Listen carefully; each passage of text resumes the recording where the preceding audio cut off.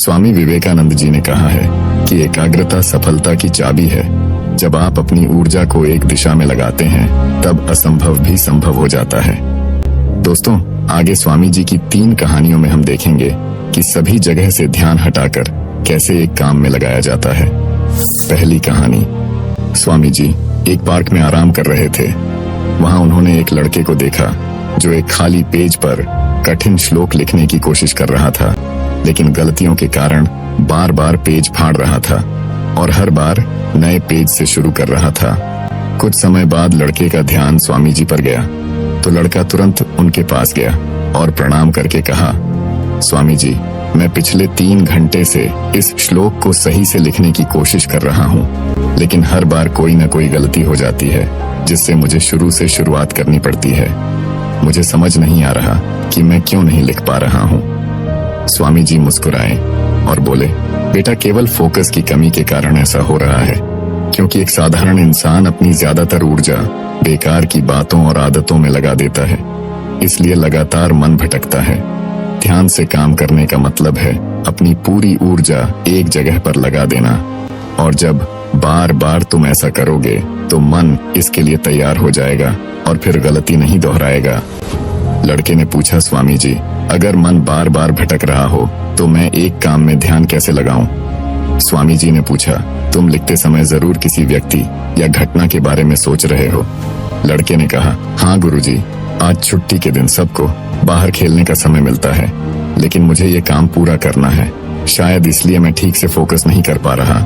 स्वामी जी ने कहा, ठीक है, अब इन सरल तरीकों को समझो, फिर तुम अपने काम को मन लगाकर कर सकोगे। लगातार गहरी सांस लो।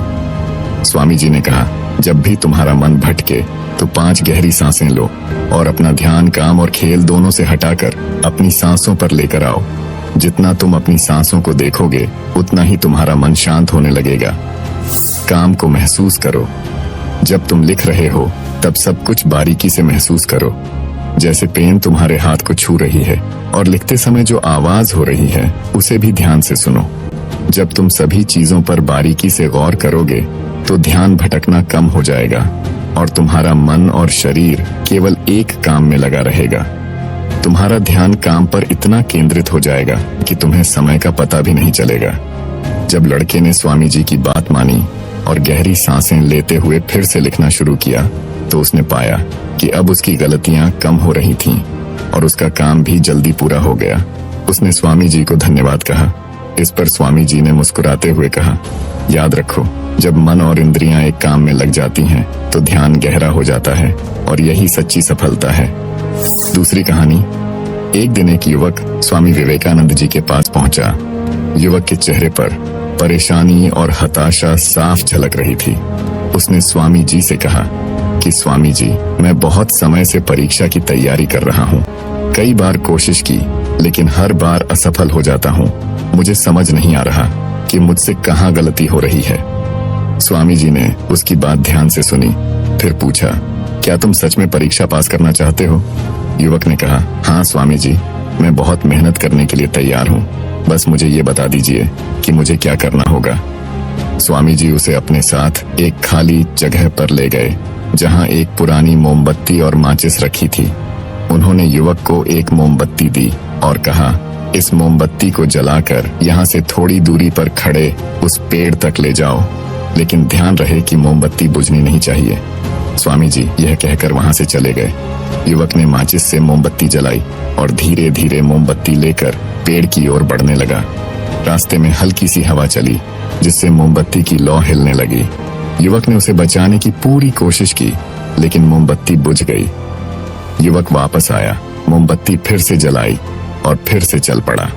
युवक ने यह प्रक्रिया कई बार दोहराई, लेकिन हर बार हवा का हल्का झोंका मोमबत्ती की लौ को बुझा देता। आखिर में थका हुआ युवक हाथ में बुझी हुई मोमबत्ती पकड़े वापस चला आया और निराश होकर बोला, स्वामी जी, मैं इसमें भी असफल रहा। स्वामी जी ने युवक से मुस्कुराते हुए कहा, क्यों? तुम्हें बस मोमबत्ती जलाकर थोड़ी दूर ही तो चलना था। युवक ने धीरे से कहा, स्वामी जी, मैंने कोशिश तो की, लेकिन हवा के कारण लौ बार बार बुझ जाती। स्वामी जी ने कहा, यही तो तुम्हें समझना है कि तुम्हारा मन भी इस मोमबत्ती की लौ की तरह है। और चारों तरफ की हवा ध्यान भटकाने वाली आदत है। जब तक तुम इन आदतों को वश में नहीं करोगे, तब तक ध्यान की लौ बुझती रहेगी। ऐसे ही जब तक तुम अपने लक्ष्य पर पूरी तरह ध्यान केंद्रित नहीं होगे, तब तक तुम अपनी मंजिल तक नहीं पहुंच पाओगे। इसलिए मन को एकाग्र करो और जो काम करो उसमें पूरी तरह डूब जाओ। तुम्हारे प्रयास जरूर सफल होंगे। और याद रखो, सभी तरह के ज्ञान का मूल तत्व ध्यान है।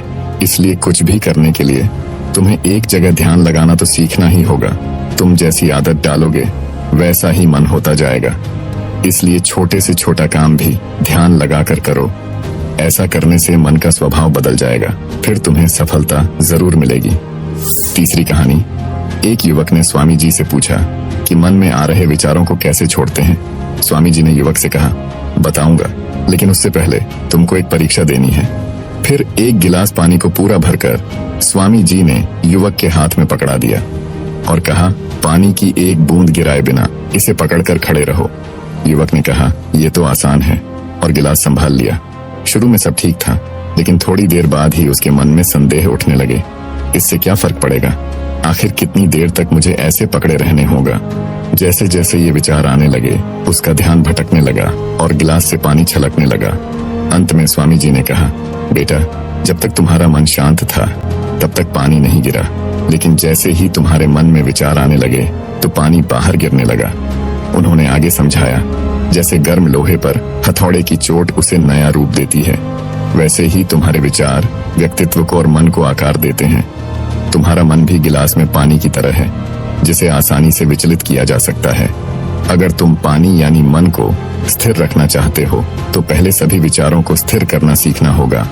अब तुम एक काम करो, इस गिलास को फिर से पकड़ो और अपना ध्यान अपनी सांसों पर ले आओ। अपनी सांस को पेट और सीने में आते जाते महसूस करो। हाथ में होने वाले दर्द और असहजता को जाने दो। मन में जो विचार आ रहे हैं उन्हें बहने दो। खुद को याद दिलाओ कि तुम विचार नहीं हो, बल्कि उन्हें दूर से देखने वाले इंसान हो। ऐसा याद रखने से विचार आकर चले जाएंगे, लेकिन मन को विचलित नहीं कर पाएंगे। थोड़ी देर तक युवक ने इस अभ्यास को जारी रखा और गिलास से एक भी बूंद गिराए बिना खड़ा रहा। स्वामी जी ने कहा, इस तरह ध्यान से अभ्यास करते रहो। धीरे धीरे तुम्हारा मन शांत होने लगेगा और तब कोई भी कठिन काम करना तुम्हारे लिए स्वाभाविक हो जाएगा। इसके बाद वो युवक स्वामी जी को धन्यवाद कहकर घर लौट गया। दोस्तों, अगर इस कहानी ने आपकी किसी भी उलझन को सुलझाया है तो हमें कमेंट्स में जरूर बताओ, और वीडियो को लाइक करके एक ऐसे दोस्त को शेयर करो जिसके जीवन में ये वीडियो काम आए।